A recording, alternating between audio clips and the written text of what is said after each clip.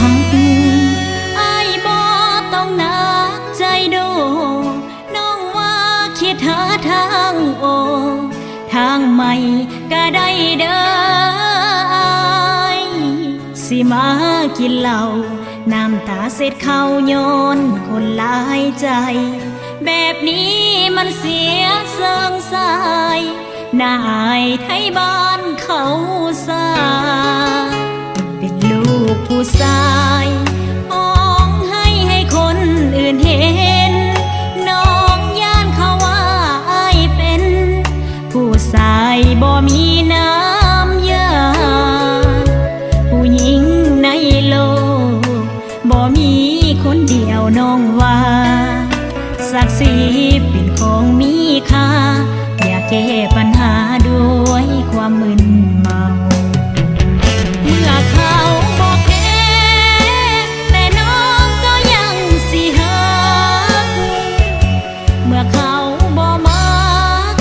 แต่น้องก็ยังสิเอา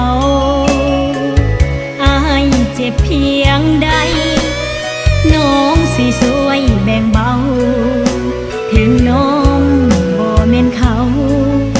แต่น้องก็หักจริงใจเมื่อเขาบ่หักอ้ายบ่ต้องหนักใจโดน้องว่าคิดหาทางออกด้วยการคบหญิงคนใหม่ถ้าบ่ลังเกียจมาหักกับน้องก็ได้ถึงแม้หน้าตาขี้หายแต่กล้าบอกได้ว่าใจหักจริง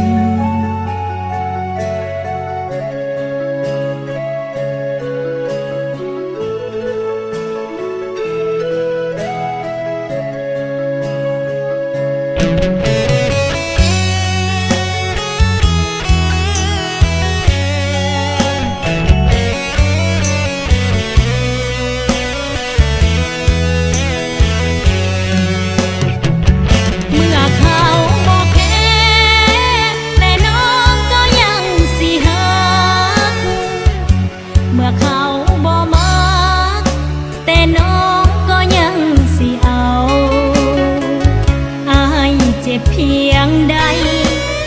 น้องสิสวยแบ่งเบาถึงน้องบ่แม่นเขาแต่น้องก็หักจริงใจเมื่อเขาบ่หักอ้ายบ่ต้องหนักใจโดน้องว่าคิดหาทางออกด้วยการคบหญิงคนใหม่ถ้าบ่ลังเกียจมาหักกับน้องก็ได้